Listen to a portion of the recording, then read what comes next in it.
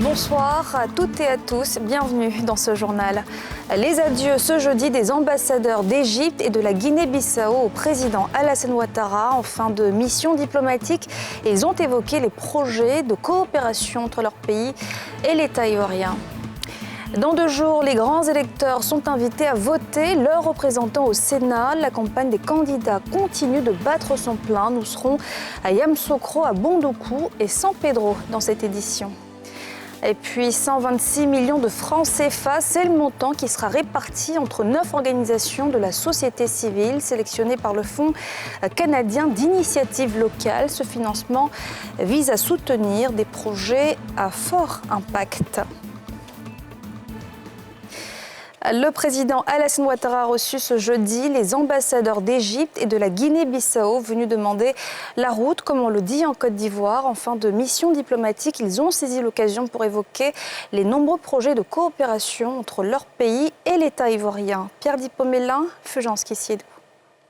En fin de mission en Côte d'Ivoire, les ambassadeurs d'Égypte, Wael Ibrahim Ali Badawi El Kaïch, et de Guinée équatoriale Bernardino Mbaondo, sont venus faire leurs adieux au président Alassane Ouattara ce jeudi et ont profité de l'occasion pour évoquer les nombreux projets de coopération entre leur pays et la Côte d'Ivoire, notamment dans les domaines de la santé, de l'économie, des bâtiments et travaux publics et du renforcement des capacités. A Su Excelencia Presidente de la República.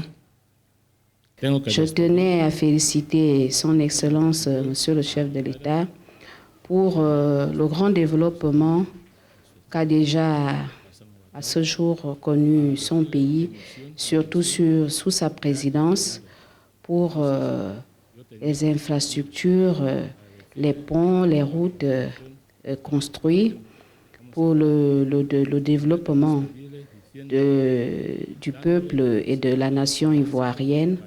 Ensuite, le féliciter pour l'accueil, l'hospitalité qui m'a été réservée pendant mon séjour, mes fonctions en Côte d'Ivoire.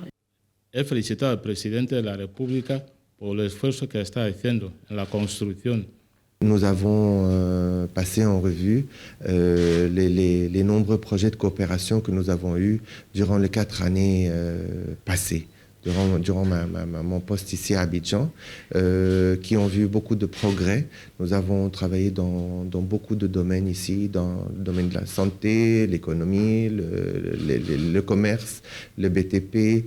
Cette audience, accordée aux ambassadeurs égyptiens et équato-guinéens, est la toute première du président Alassane Ouattara, depuis la reprise officielle des activités gouvernementales, après quelques semaines de vacances, marquées par les élections locales. Et Patrick Hachi, le chef du gouvernement, a échangé avec la sous-directrice générale pour les sciences sociales et humaines de l'UNESCO. À cette occasion, Gabriela Ramos a félicité la Côte d'Ivoire pour ses remarquables performances dans tous les secteurs d'activité. Salifia Lekwe, Tanguy Conan. La sous-directrice générale pour les sciences sociales et humaines de l'UNESCO, Organisation des Nations Unies pour l'éducation, la science et la culture, Gabriela Ramos, en visite en terre ivoirienne, a félicité la Côte d'Ivoire pour ses belles performances dans tous les secteurs d'activité. Elle s'exprimait au terme d'un échange avec le Premier ministre ivoirien, Patrick Hachi. Faire le point sur les sujets dont l'UNESCO, les secteurs sociaux et humains travaillent avec le Côte d'Ivoire et de l'informer des chantiers que nous travaillons avec la ministre de l'Éducation, avec la ministre de la Culture. Nous avons lancé la mise en œuvre de la recommandation de l'éthique de l'intelligence artificielle. Il nous a dit que c'est vraiment important, lui-même qui connaît bien comment est-ce qu'on doit gérer les secteurs économiques. Et il faut encadrer l'intelligence artificielle pour avoir des résultats positifs pour nos populations. Nous portons aussi les dossiers des sports et avec les championnats de football que vous serons l'année prochaine. On va travailler pour avoir un bel héritage de sport, pour promouvoir le sport comme levier d'inclusion, comme levier de développement, mais aussi pour engager la jeunesse à faire plus de sport. Le département des sciences sociales et humaines de l'UNESCO supervise les contributions de l'institution à la construction de société inclusive. Son mandat comprend la lutte contre les inégalités économiques, de revenus et les inégalités de chance, ainsi que la promotion de l'inclusion sociale et l'égalité des genres.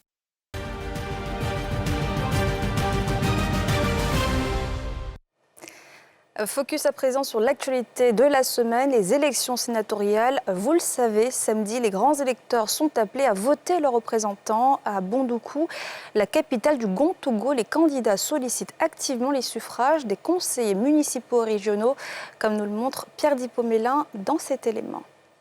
Dans la région du Gon-Togo, 3 listes s'affrontent pour représenter les populations au Sénat. Ce sont les représentants du RHDP, du PDCI-RDA et des indépendants. Tous en pleine opération de séduction des conseillers municipaux et régionaux qui constituent le corps électoral. Je suis maire depuis 10 ans et aujourd'hui, je vais tendre vers 15 ans. Et à partir de cet instant, j'ai une possibilité de connaître les problèmes des communes, les problèmes des maires. Ici, actuellement, le problème que les gens connaissent, c'est par exemple leur paillage clandestin. Et nous, si nous arrivons à apporter notre petite touche à la résolution de ce problème, je pense qu'on aura aidé les parents. Mon année, c'est ensemble que nous côtoyons actuellement nos parents, les conseillers régionaux et municipaux, et nous comptons énormément sur eux pour nous renouveler leur confiance, pour que nous puissions représenter la région du Gon-Togo au niveau du Sénat.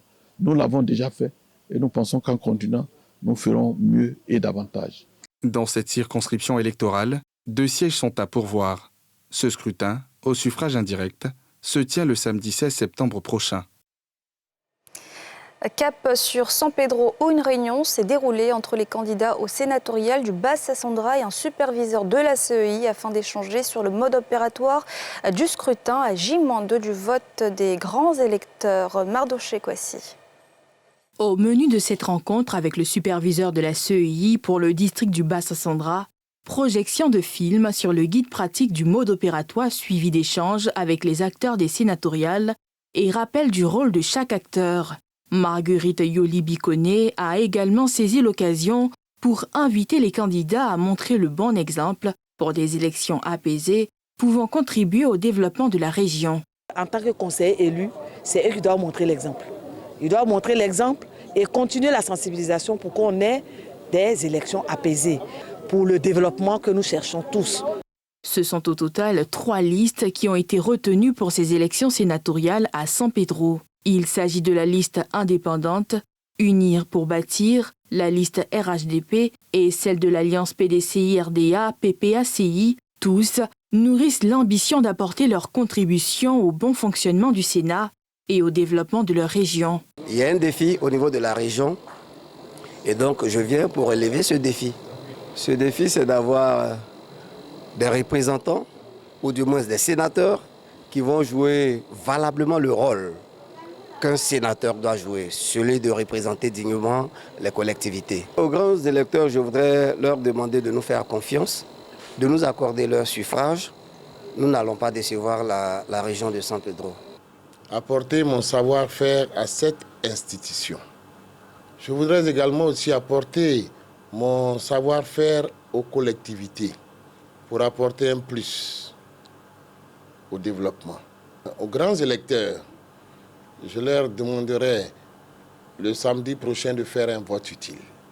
La Côte d'Ivoire, rappelons-le, est à sa 2e élection sénatoriale, la première ayant eu lieu en 2018. Et ce droit de réponse de l'un des candidats de la liste indépendante dénommée Boigny à Yamoussoukro, il a tenu à démentir ce jeudi une information selon laquelle son colistier aurait annoncé le retrait de leur liste au profit du PDCI RDA. Les détails de Mardoché Kwasi, Échec Bleu. Fabien Zogalou Yao, membre de la liste Boigny aux élections sénatoriales dans le district autonome de Yamoussoukro, ne se reconnaît pas dans l'annonce du retrait de la liste dont il est membre au profit de celle du PDCI. Le conseiller municipal RHDP d'Atiangouakro a tenu à faire cette précision ce jeudi lors d'une déclaration, non sans oublier de donner une nouvelle consigne de vote aux grands électeurs de Yamoussoukro. Techniquement, il est impossible de se retirer à cette heure des sénatoriales, à l'heure où la CEI a déjà tout imprimé. Notre liste demeure dans la course, je fais cet appel à tous les conseillers de Yamoussoukro et d'Atiguakro pour voter massivement, pour reconduire les 2 sénateurs sortants. Il s'agit de M. Kwame Loukou Léon et de M. Konan Yao Begré, du RHDP. Les élections sénatoriales auront lieu le samedi 16 septembre prochain. À Yamoussoukro, ce sont 5 listes, dont 3 issues de partis politiques que sont le PDC-RDA, le PPACI et le RHDP, et 2 indépendants qui s'affrontent pour les 2 sièges du district autonome. Et le Canada en Côte d'Ivoire a procédé au lancement d'activités du Fonds canadien d'initiative locale. Cette année, il soutiendra 9 organisations de la société civile qui se partageront plus de 100 millions de francs CFA destinés à financer des projets à fort impact. Bénédicte Silué, Chèque Bleu. 126 millions de francs CFA, c'est le montant donné par le Fonds canadien d'initiative locale aux 9 organisations de la société civile ivoirienne dont les projets ont été retenus. Les activités se réaliseront à travers plusieurs régions de la Côte d'Ivoire. C'est une initiative du gouvernement du Canada réellement qui vise à donner le pouvoir aux organisations, à la société civile locale, parce que ce sont ces organisations qui connaissent le mieux les besoins sur le terrain, qui sont avec les bénéficiaires qui sont là. Et nous, on se dit, si à travers ce financement relativement petit, mais avec des projets innovants, des projets à fort impact, qu'on peut donner ce pouvoir à ces organisations qui font la fierté de la Côte d'Ivoire, nous allons y aller de l'avant. Et comme je l'ai dit, on est présent à travers ce projet, le Fonds canadien d'initiative locale, depuis des années et à travers le monde. Les bénéficiaires de ce fonds ont exprimé leur satisfaction et ont donné quelques pans de leur projet. Nous sommes très heureux et nous allons travailler cette année dans le Bouinkani, dans les 4 départements, à Doropo, à Nassian, à Téini et à Bouna même, sur donc, la question de la sécurité aux frontières, le terrorisme, le radicalisme. Et nous allons former les femmes sur toutes ces questions. C'est un plaisir pour nous de faire partie des bénéficiaires du FCIL 2023 parce que nous avons une fois de plus une occasion pour apporter un appui à une communauté beaucoup plus vulnérable en notre sens, une frange de la population qui a plus besoin de soutien. Depuis 51 ans, le Fonds canadien d'initiative locale soutient les groupes locaux et aussi les organisations de la société civile dans la réussite de leurs projets à petite échelle et à fort impact. Et voilà, c'est la fin de ce journal. Merci de l'avoir suivi. Retrouvez demain à 19h50 Pierre Pro. Bonne suite de programme sur la nouvelle chaîne ivoirienne.